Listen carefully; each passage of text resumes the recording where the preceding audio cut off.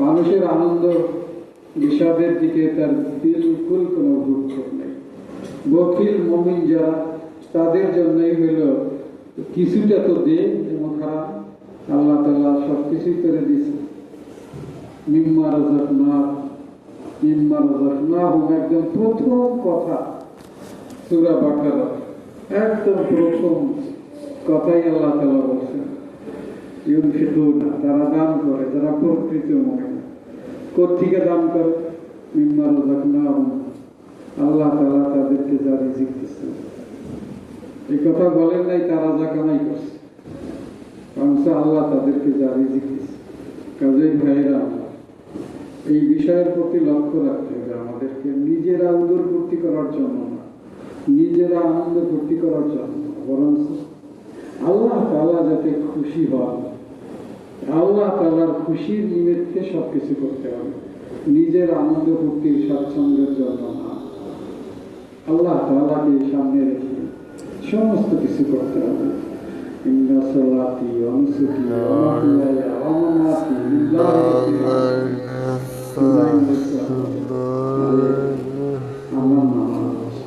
আমার দান সদকা কুরবানি, আমার বেঁচে থাকা, আমার মরে যাওয়া, সব আল্লাহ তাআলা। বেঁচে থাকি তো আল্লাহর জন্য বেঁচে আছি, মরে যাই তো আল্লাহর জন্যই মরে যাব। আমার নিজের জন্য কিছুই না। মানুষের একটা শরীর লেগে মরে, কারোর সাথে ভালোবাসা হয়েছে, বিয়া এক জায়গায় প্লাস এর লেগে গলাগলি দিয়ে মরে, কারণ খারাপ। তুই নিজের উপর কতখানি জুলুম করি? তোর জানটা কি তুই মালিক? তোর আত্মার মালিক কি তুই? বানানেওয়ালা বানাইস। তুই কত বড় ব্যবখানি করলি যে তার বানানের স্বীকৃতিটা পর্যন্ত তুই দিলি না। যে বানাইছে তোর এই কাজের উপরে সে কতটুকু খুশি আছে বা বেজার আছে, এটারও কোনো পরোয়া তুই করলি। ইব্রাহিম আলাইহিস সালাম পুরা দুনিয়ার মানুষকে নিজে ঘোষণা দিয়ে এই কথা শিখাই দিয়েছেন, তোমার বেঁচে থাকাটাও আল্লাহর জন্য, তোমার নিজের জন্য। তুমি একটা ছেলে লেগে বেঁচে আছো এটা, তুমি একটা মেয়ে লেগে বেঁচে আছো এটা, তুমি বেঁচে আছো তো আল্লাহর জন্য বেঁচে। তুমি মরে যাবা তো আল্লাহর জন্য মরে যাও, যাও জিহাদের ময়দানে চলে যাও, আল্লাহর দ্বীন কায়েমের স্বার্থে তুমি মরে যাও, জীবন উৎসর্গ করো। পাবে কি জানো?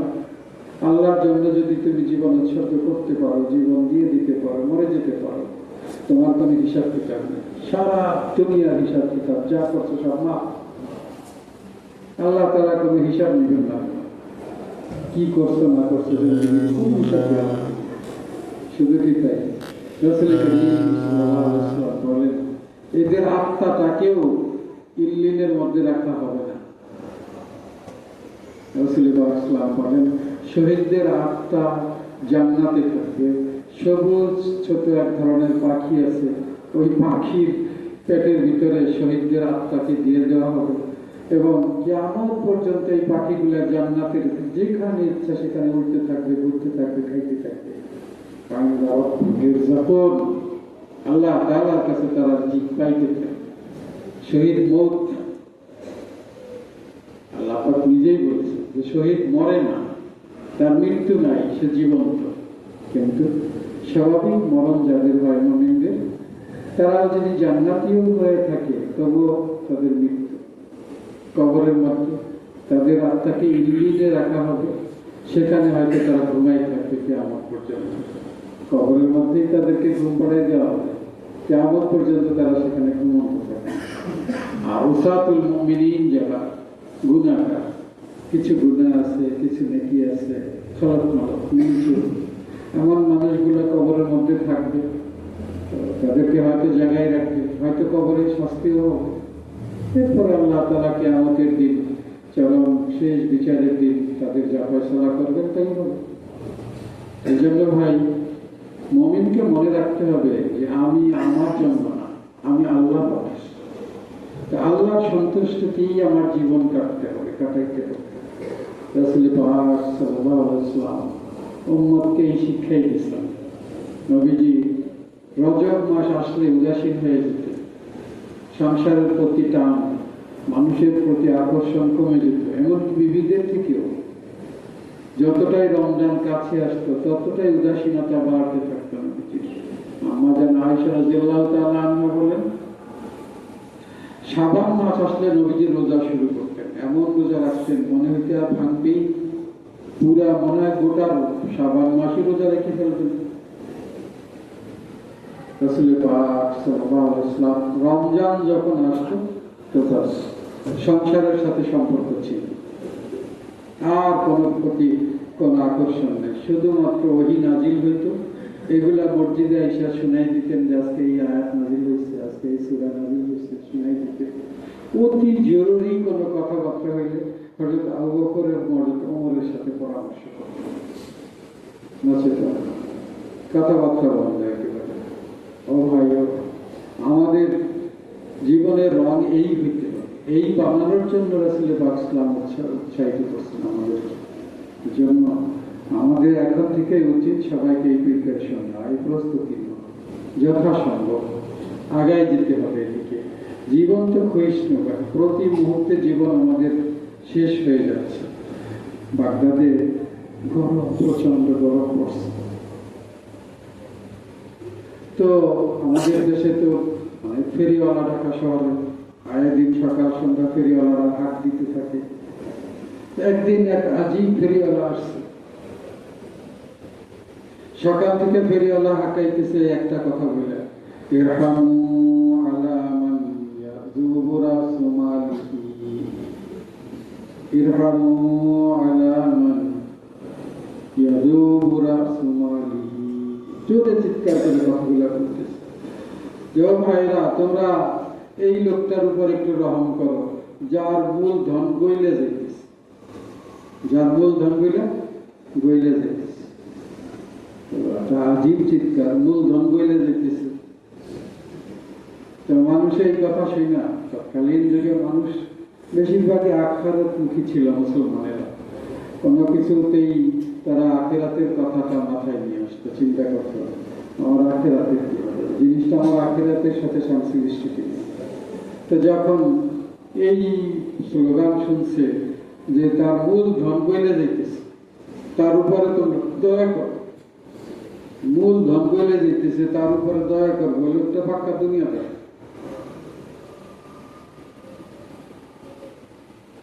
তো মানুষে এই লোকটাকে দেখার জন্য বেরিয়েছে, বের হইয়া দেখে ঠিকই ওই লোক বরফের একটা বড় টুকরা মাথায় করে নিয়ে হাঁটতেছে। আসলে তো বরফটা গলে যেতেছে না, রোদের কারণে বরফটা গলে যাচ্ছে, আর এই বরফটাই হলো আর মূল ধন। এটা পানি হয়ে গেলে তার কেউ কিনবে না। তো মানুষের তাকে দেখে আশ্চর্য হয়েছে, আসলে অথচ মানুষ সবার খেয়াল ছিল মূলধন বলেছে। তখনকার দিনে মানুষের মধ্যে এই কথাটা প্রচলিত ছিল, মানুষের বিশ্বাসের মধ্যে ছিল আমাদের এই জীবনের মূলধন হইল আমাদের সময়, আমাদের হায়াত। এই হায়াত তো প্রতি মুহূর্তে গলে যেতেছে, চলে যাচ্ছে। এই যে আমি এখানে ওইসব বসছি, কয়েক মিনিট হয়ে গেছে, আমার জীবন থেকে এই মুহূর্তগুলো চলে গেছে, আর কখনো ফিরে পাবো না। আমরা কেউ যে সময়টা পাস্ট হয়ে যায় সেটা আর কখনো ফিউচার বানানো যায় না, সেটাকে আর কখনো বর্তমান বানানো যায় না, সেটা গেছে তো গেছে। ভাইরা আমাদের প্রত্যেককে এইটাই চিন্তা করতে হবে, আমার জীবনের মুহূর্তগুলো ক্ষয় হয়ে যাচ্ছে, প্রতি মুহূর্তে ক্ষয় হয়ে যাচ্ছে।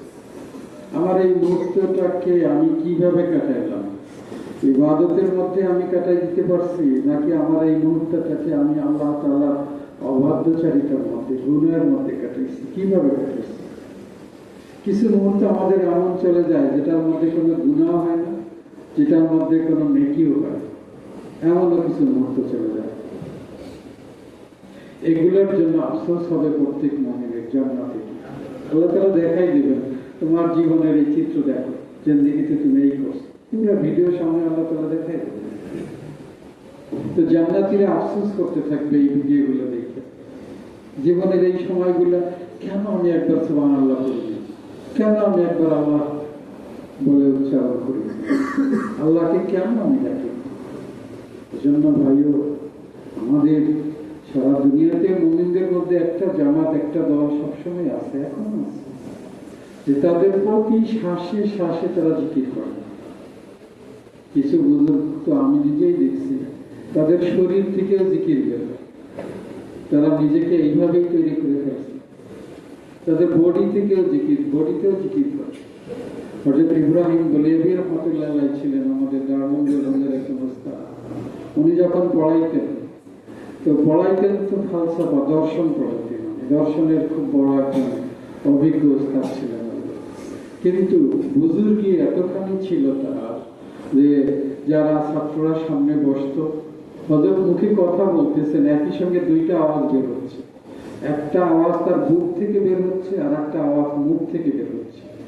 বুকের থেকে যে আওয়াজ বের হইতো সেটা হলো আল্লাহ আল্লাহ আল্লাহ আল্লাহ আল্লাহ জিকির। এটা সামনের বেঞ্চের বসা ছাত্রগুলা শুনতে পেত। আমাদের দেশেও হযরত মুফতি ফজলুল্লাহ শাহ রহমাতুল্লাহ আলাইহি মেঘলে খুব বড় বুজুর্গ ইনসান ছিলেন। হযরতের এই অবস্থা ছিল। হযরত হাফিজ হুজুর রহমাতুল্লাহ আলাইহিকে আমি একদম খুব কাছে থেকে দেখছি। হুজুর আপনি যখন কথা বলতেন তো কথা যখন বলতেন না তখনও জিহ্বাটা নড়তে থাকতো, আল্লাহ আল্লাহ আল্লাহ আল্লাহ আল্লাহ আল্লাহ। একটা মুহূর্ত, একটা সেকেন্ড জিকির থেকে জিহ্বাটা বিরত হইত। ভাইও, আল্লাহ তাআলার কাছে তাদের সময়গুলা যখন আল্লাহ পাক দেখাবেন যে তোমার জিন্দেগির সময়গুলোকে দেখো, তখন খুশিতে তাদের চোখে পানি এসে আনন্দে উদ্বেলিত হয়ে যাবে। আল্লাহ তাআলাও তাদের খুশিতে খুশি হবে। আমরা কি পাচ্ছি, কি পাবো? আমাদেরকে আল্লাহ তাআলা কি জন্য বানাইছে? লেখাপড়া করবো, বড় হবো, বিয়া শাদী করবো, চাকরি বাকরি করবো, বিয়া শাদী করবো, মাল কামাবো, বাড়ি গাড়ি করবো না। এটা মাকসাদে জিন্দেগি না। মাকসাদে জিন্দেগি হইল আমা খালাকতুল জিন্না ওয়াল ইনসা ইল্লা লিয়াবুদুন। জিন ও ইনসান তোমাদেরকে আমার ইবাদত ছাড়া অন্য কোনো উদ্দেশ্যে বানাইনি। তোমার জিন্দেগির মাকসাদ হইল আমার ইবাদত করা। তোমাদেরকে বানানোর মাকসাদই হইল আমার ইবাদত করবে তোমরা, এজন্য তোমাদেরকে বানাইছে। আর সমস্ত কিছু সারে বাতুল কাজ তোমাদেরকে এই কাজে সাহায্য করবে, আমার ইবাদত করার জন্য তোমাদেরকে সাহায্য করবে। এজন্য তোমাদেরকে বানাইছে, অন্যদেরকে বানাইছে। তোমাকে বানাইছে আমার ইবাদতের জন্য। আমি আপনি আমাদের এই উদ্দেশ্যে কতখানি সফল, কতটুকু আমরা আগাইতে পারছি, প্রত্যেককে চিন্তা করতে হবে। আমি কতখানি আগাইতে পারছি, আমার জীবনের সময়ের কত পার্সেন্ট আমি আল্লাহ তাআলাকে মনে রাখছি। ও ভাইও, আজকে বিভিন্ন সংস্থা সরকাররা তৈরি করছে দুর্নীতি থেকে ফিরানোর জন্য, মানুষকে, জনগণকে দুর্নীতি মুক্ত রাখার জন্য নতুন নতুন শব্দ আবিষ্কার করছে। জিরো টলারেন্স, কোনো ছাড় না, কোনো কাজ হচ্ছে। যারা ছাড় নাই ঘোষণা দিচ্ছে তারাই নিজেরা দুর্নীতি আকণ্ঠ নিমজ্জিত। একদম এ পর্যন্ত বলতে ডুবে গেছে তারা দুর্নীতির মধ্যে। রাসূল পাক সাল্লাল্লাহু আলাইহি ওয়াসাল্লাম কোন বাহিনী তৈরি করেন নাই। সাহাবায়ে কেরামের মধ্যে কোনো বাহিনী ছিল না, কোন প্রকার বাহিনী ছিল না। একটা মাত্র জিনিস ছিল, সেটা হলো আল্লাহ তাআলার ভয়। আল্লাহ তাআলার ভয়। হযরত আবু বকর সিদ্দিক রাদিয়াল্লাহু তাআলা উম্মতের প্রথম মানুষটা এতই ভীত ছিল, একদিন নিজে বলতেছে, আবু বকর তুমি মানুষ নাই, যদি ঘাস হইতা, গবাদি পশুরা তোমাকে খেয়ে ফেলতো, তোমার কোন হিসাবের মুখোমুখি হতে হতো না, হিসাব দেওয়া লাগতো। অথচ রাসূল পাক সাল্লাল্লাহু আলাইহি ওয়াসাল্লাম তার সম্পর্কে বলছেন যে 8টা জান্নাত থেকে আবু বকরকে ডাকা হবে, আপনি আমার মধ্যে আসেন, আপনি আমার মধ্যে, আপনি আমার মধ্যে। 8টা জান্নাত থেকে ডাকা হবে। এমন মানুষটার মধ্যে আল্লাহ তাআলার ভয় এমন মাত্রায় ছিল। উনিও সবসময় আতঙ্কিত ছিলেন, আমার কি হবে, আমার কি হবে, আমার যদি হিসাব দিতে হয় তো আমি পার হব। একবার কিছু সুগন্ধি আসছে বাইতুল মাল, এই সুগন্ধি গুলো বন্টন করতে হবে। এখন সুগন্ধি বন্টন করতে গেলে হাতে লেগে যাবে না? হাতে লাগার সম্ভাবনা আছে কিনা? ওনার স্ত্রী বললেন যে আমি এটা বন্টন করে দিই। উনি সামনে নিয়ে বসে আছেন, আমি যদি ভাগ ভাগ করতে হবে, উনি পারতেছেন। তো আমি স্ত্রী বললেন যে আমি এটা ভাগ করে দিই, কত ভাগ করতে হবে বলেন। আবু বকর চুপচাপ, কোনো উত্তর দেন না। পরে উনি বারবার বলতেছেন আপনি অনুমতি দেন, আপনার কষ্ট করতে হবে না, আমি কাজটা করে দিই। হযরত আবু বকর রাদিয়াল্লাহু তাআলা আনহু বললেন, এই সুগন্ধির আতরের কিছু অংশ যদি তোমার হাতে লেগে যায় এটাকে কেমন ছাড়া? মুসলমানের বাইতুল মাল, আতর তো জানেন সামান্য একটুতে খুশবু হয়ে যায়। এটা তো তোমার গায়ে লেগে গেল, এটা তো তুমি ব্যবহার করে ফেললা, এটা থেকে তুমি তো ছাড়িয়ে কাউকে দিতে পারবা। ওনার স্ত্রী মাথা নিচু করে সরে গেল। আর একদিন দরখাস্ত নিয়ে আসছে, ওনার স্ত্রী নিজেই। মানুষের বিভিন্ন সময় অনেক সময় অনেক চাহিদা জাগে মনের মধ্যে। উনি দরখাস্ত করছেন স্বামীর কাছে যে আমার একটু মিষ্টি খাইতে ইচ্ছা করছে। আমার সরকারি তহবিল থেকে উনি যে রেশন পাইতেন খুব সামান্য, যত সামান্য রেশন, যা দিয়ে কোন রকমে মাস চলত। এখন হযরত আবু বকর বলে ফেললেন যে আমি যা রেশন পাই তার থেকে তো অতিরিক্ত নিতে পারবো না, আমার জন্য যতটা বরাদ্দ তার চেয়ে বেশি আমি ব্যবহার করতে পারবো না। স্ত্রী বললেন যে আপনি কোনো চিন্তা করবেন না, আমরা যে রেশন পাই তো ওই রেশন থেকে আমি খুব সামান্য পরিমাণ দৈনিক একটু একটু করে জমা করছি, আপনি অনুমতি দিলে আমি এটা দিয়েই রান্না করে ফেলবো। হযরত আবু বকর রাদিয়াল্লাহু তাআলা আনহু বলেন আনো তো দেখি। উনি একটু হাসি মুখেই বললেন যে আনো তো দেখি কতটুকু জমা করছো। তো স্ত্রী খুশিতে উঠে গেছে, দিয়ে অল্প একটু মিষ্টি চিনি নিয়ে আসছে। চিনি তো না, তৎকালীন সময় চিনি আবিষ্কার হয় নাই, গুড় নিয়ে আসছে।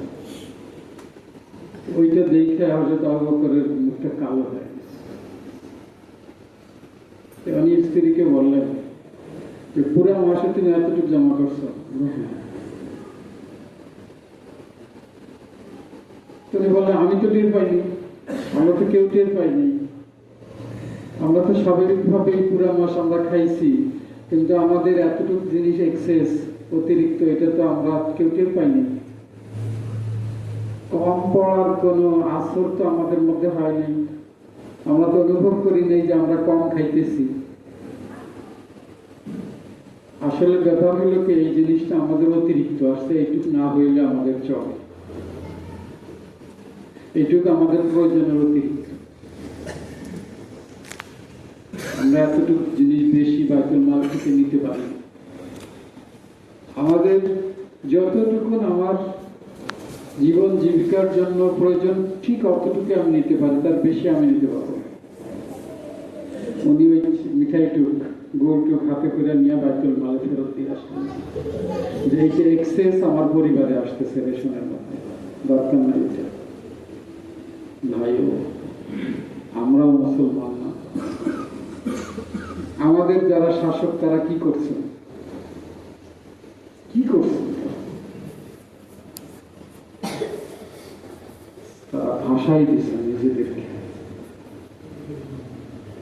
নিজেদেরকে তারা নিত্য বৈভবের মধ্যে ভাসাই দিচ্ছেন। আজকে তার পরিণাম তারা ভোগ করতেছে সারা দুনিয়াতে। আমাদেরকে জানি না আল্লাহ তাআলার কি ফয়সালা, আমাদেরকে সারা দুনিয়ার জালেমদেরকে দেখাইতেছেন। বর্তমান জালেমদের পরিণাম কি হচ্ছে আমরা এই মানুষগুলো সবাই দেখে ফেলছি। অমুক দেশের জালেম, অমুক দেশের জালেম, অমুক দেশের জালেম, প্রত্যেক জালেমদের পরিণাম গুলো আল্লাহ তাআলা আমাদেরকে দেখাই দিচ্ছেন। আমাদের এত ছোট জিন্দেগিতে দেখাই দিচ্ছেন। ভোগ বিলাসী মানুষদের পরিণাম আল্লাহ তাআলা আমাদেরকে দেখাই দিচ্ছেন। জনগণের উপর জুলুম সিতম করনেওয়ালাদের পরিণাম আল্লাহ তাআলা আমাদেরকে দেখাই দিচ্ছেন। দুনিয়ার মধ্যে সবচাইতে যেখানে বিলাসী মানুষরা বসবাস করত, জাহান্নামের আগুন দিয়ে আল্লাহ তাআলা তাদেরকে ধ্বংস করে দিতেছে চোখের সামনে। যারা ছিল পৃথিবীর সমস্ত সৌন্দর্যের ঐশ্বর্যের মডেল, গোটা দুনিয়ার সমস্ত মানুষের টার্গেট ছিল যদি ওই লস অ্যাঞ্জেলেসে আমার একটা বাড়ি হতো, কতই না ভাগ্যবান হতাম। আজকে পুরো ছাই, আগ্নেয়গিরি যে কোনো সময় উঠতে পারে, এটাও বৈজ্ঞানিকরা আশঙ্কা করতেছেন। মানুষ বিমুখ হয়ে গেছে ওই শহর থেকে। আল্লাহ রাব্বুল আলামিন এগুলা কি আমাদেরকে ইবরত, আমাদের জন্য শিক্ষণীয় বিষয় না? অবশ্যই নিত্য বৈভবের অধিকারী হইলেই সে মানুষ সাকসেস না, কামিয়াব না। যারা ছিল দুনিয়ার মডেল, যাদের পোশাককে আমাদের এই তৃতীয় বিশ্বের মানুষগুলা নিজেদের মডেল বানায় দিচ্ছিল, ওইরকম পোশাক পরতে হবে, ওইরকম আচরণ করতে হবে, লাইফ স্টাইলটা ওইরকম হইতে হবে, সকলের কাছে এটা ছিল স্বপ্ন।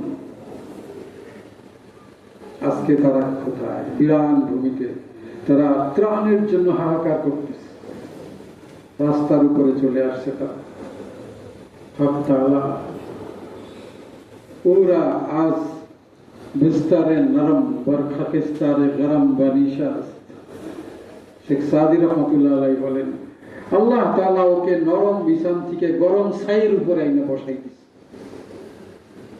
সেই কত হাজার বছর আগে শেখ সাদি রহমাতুল্লাহ আলাইহি লিখে রাখছেন, তাআলা ওরা আজ বিস্তারে নরম বরখা কিস্তারে গরম বনিশা।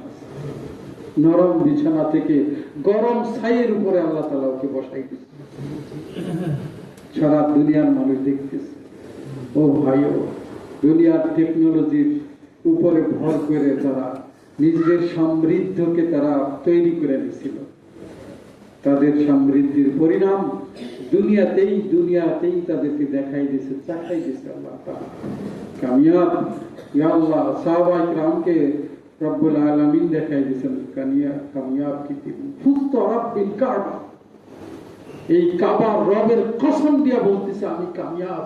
ইন্নী লা আজিদু রিহাল জান্নাহ মিন ওয়ারাই উহুদ। এই উহুদের অপর পার থেকে আমি জান্নাতের খুশবু পাচ্ছি। মৃত্যুকালীন সময়ে সাহাবা কেরামের চিৎকার, কিসের জন্য? হযরত মুসআব ইবনে উমাইর রাদিয়াল্লাহু তাআলা সর্বপ্রথম হিজরত করনে वाला, হিজরত করে মদিনাতে আসছেন।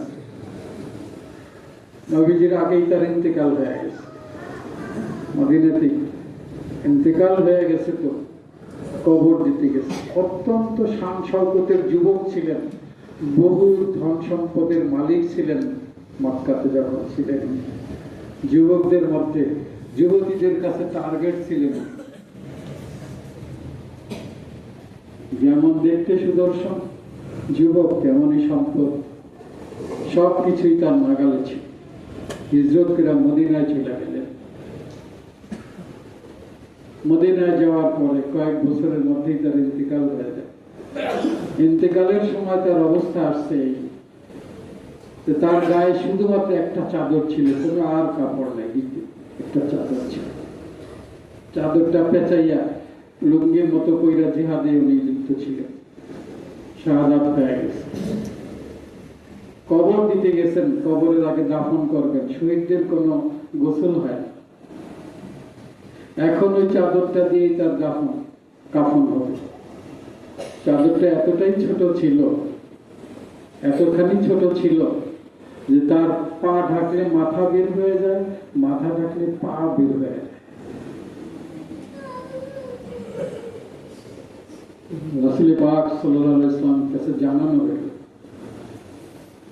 রাসূল পাক সাল্লাল্লাহু আলাইহি ওয়াসাল্লাম বললেন যে উমাইরের মাথাটা ঢেকে দাও, পায়ের উপরে কিছু ঘাস দিয়ে দাও, ঘাস দিয়ে তার পা ঢেকে দেওয়া হবে। হযরত উমাইর দুনিয়া থেকে এইভাবে চলে গেলেন। রাসূল পাক সাল্লাল্লাহু আলাইহি ওয়াসাল্লাম বলেন, হামিদাল্লাহ, বড় সুসংবাদ উমাইরের। নবীর মুখ থেকে বেরিয়ে কামিয়া মায়ের ফিজান। আমরা আমাদের নিজেদের সফলতা যার মধ্যে খুঁজি, সন্তানদেরকেও আমরা যে স্বপ্ন দেখাই, এগুলো শুধুই মরিচিকা। ইয়াহসাবুহু যামআনু মা ফাইদা জাআহু লাম ইয়াজিদহু শাইআ। কোরআন বলতেছে, তুমি যেটাকে তোমার কামিয়াব দেখতেছো, এটা কেমন জানো? কাসারাবিন বিকিয়াতিন, মরুভূমির মধ্যে মরিচিকা। দূর থেকে বিকশিত মানুষ ওটাকে পানি মনে করে। এটা আমাদের দেশেও দেখা যায়। আপনি যদি রৌদ্রোজ্জ্বল দিনে রাস্তায় যাবেন, গাড়িতে সামনে সিটে বসেন, তাহলে দেখবেন যে দূর থেকে মনে হয় রাস্তার উপর পানি ঢেলে রাখছে। গাড়িটা যত কাছে আসে তখন পানিগুলা যেন উদা হয়ে যায়। দূর থেকে মনে হয় রাস্তাটা ভিজে গেছে, ভিজা বৃষ্টি হয়ে গেছে, কাছে আসলে মনে হয় না আর ভিজা। কোরআন এটাকেই উদাহরণ হিসেবে দিচ্ছে। কাসারাবিন বিকিয়াতিন ইয়াহসাবুহু যামআনু মা ফাইযা জাআহু লাম ইয়াজিদহু শাইআ। স্বপ্ন দেখতে দেখতে দেখতে দেখতে যখন আমাদের মউত আসে, তখন আমরা হতাশ হয়ে যাই, আরে কিছুই তো পাইলাম না, হাত দুইটা খালি, কিছুই তো পাইলাম না। এখন সামনে শুধু হতাশা আর হতাশা, চোখ দুইটা ঘুরতে থাকে। জানেন, মুর্দাদেরকে দেখছেন, মুমূর্ষু রোগীদেরকে যারা মারা যাচ্ছে, আমি অনেককে দেখছি, ভালো দেখছি, মন্দও দেখছি। মন্দদের চোখগুলো শুধু ঘুরতে থাকে, ঘুরতে থাকে, চতুর্দিকে ঘুরতে থাকে, মাথা নাড়াইতে পারে না, চোখ দিতে ঘুরতে থাকে, কিছুই নেই, হতাশা। কোন কিছুর প্রতি তার দৃষ্টি স্থির হচ্ছে, শুধু ভয়তে পালাইতে চায়। কোন জিনিসকে আমরা টার্গেট বানিয়েছি ভাইও? কি জিনিসকে আমি আমার টার্গেট বানিয়েছি? কি পাওয়ার জন্য আমি ছুটছি? আমাদেরকে মনে রাখতে হবে। এখন রজব মাস শেষ, প্রস্তুতি নিয়ে ফেলেন প্রত্যেকে। রমজান আসতেছে, এবারে এমন ইবাদত করব, এমন ইবাদত করবো রমজানে যা আমার পূর্বের জিন্দেগিতে কখনো করিনি। এই ইবাদতের জন্য আপনি ডিটারমাইন্ড হয়ে যান। মনকে যুবক আছে তুমি, বাস তোমার যৌবনের ইবাদত কি হইল আল্লাহ তাআলার কাছে ফিরে। বৃদ্ধ আছো, পিছনের জিন্দেগিতে ভিল করে গেছো, তওবা করে নাও। পিছনের যা রমজান গুলাতে যা করছি, এবার রমজানকে সুযোগ হাতছাড়া করবো না। শিশুদেরকে উদ্বুদ্ধ করতে হবে, রোজা রাখো। সাহাবায়ে কেরাম তো বুকের দুধ খাওয়া বাচ্চাদেরকেও রোজা রাখাইতেন। এটা কোন গল্প থেকে, কাহিনী থেকে বলতেছি না আমি। আমি নিজে বুখারী শরীফ পড়াই, বুখারী শরীফ থেকেই আমি উদ্ধৃতি দিতে পারি। সাহাবায়ে কেরাম বলতেছেন, আরে আমরা আমাদের বাচ্চাদেরকেও তো, দুধ খাওয়া বাচ্চাদেরকেও তো রোজা রাখাইতাম। এমন ছিলেন তারা। তাদের মধ্যে কোনো দুর্নীতি ছিল না। কেন ছিল না? তাদের জিন্দেগির টার্গেট ছিল আখিরাত।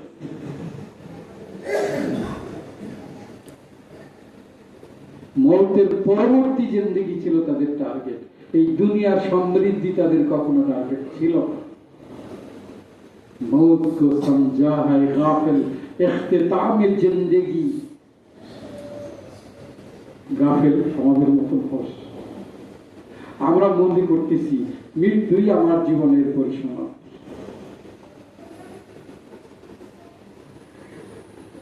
ये शामे जिंदगी है सुबह দাওয়ামে জিন্দেগি। কবি বলেন, তুমি তো তোমার জীবনের পরিসমাপ্তি ভাবতেছো না, পরিসমাপ্তি না, এটা জীবনের সন্ধ্যা, এটা তোমাদের জীবনের সন্ধ্যা এটা। কিন্তু সুবহ দাওয়ামে জিন্দেগি, অনন্ত জীবনের প্রভাব। তোমার এই দুনিয়ার জীবনের সন্ধ্যা, কিন্তু তোমার অনন্ত জীবনের সকাল। এটা হলো মৃত্যুর আসল চিত্র। এরপরেই তোমার অনন্তকালের জীবন শুরু। অনন্তকালের জীবন কার জন্য সুখের হবে? এই মাটির উপরের জিন্দেগি, যার আল্লাহ তাআলার হুকুম মেনে নবীর তরিকা অনুযায়ী যে সাজায়। মাটির উপরের জীবনটা যত বিশুদ্ধ হবে, মাটির নিচের জিন্দেগিটা তার ততখানি শান্তিময় হবে। এটা মনে রাখতে হবে। মাটির উপরের জীবনটা যতখানি ন্যায়পরায়ণতার সাথে হবে, যতখানি কোরআন এবং সুন্নাহ মেনে অনুসরণ করে হবে, ততখানি মাটির নিচের জীবনটা আপনার সুখের হবে, শান্তিময় হবে। কেউ আপনাকে সাহায্য করতে পারবে না, কোনো কারেন্সি আপনাকে সাহায্য করতে পারবে না। দুনিয়ার কোনো কারেন্সি সেখানে চলে না, অচল। হ্যাঁ, এক দেশের টাকা আর এক দেশে অচল। দুনিয়ার জীবনের টাকা পয়সা স্বর্ণ এগুলা কাড়ি যতই হোক না কেন, কবরে সেগুলা অচল। হ্যাঁ, এটা আমার কথা না, কোরআনেই আল্লাহ তাআলা বলছে যে ওরা চাবে সারা দুনিয়ার সমস্ত সম্পদ দিয়া হইলেও আখিরাতের ইয়াউমে কিয়ামতের আযাব থেকে যেন তারা নিজেদেরকে ছাড়িয়ে নিতে পারে, কিন্তু হবে না, কিছুই হবে না। দুনিয়ার সম্পদ সেখানে তার ছাইয়ের মূল্যও পাবে না। এই জন্য আমাদের এই সময়গুলাকে আমরা সবাই সাজাইতে চেষ্টা করি। কি দিয়ে সাজাবো? আল্লাহ তাআলার আল্লাহ পাকের প্রতি মুহূর্তে।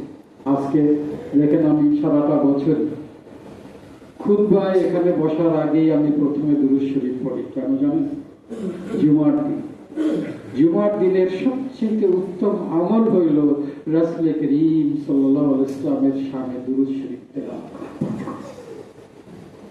প্রত্যেককে চেষ্টা করতে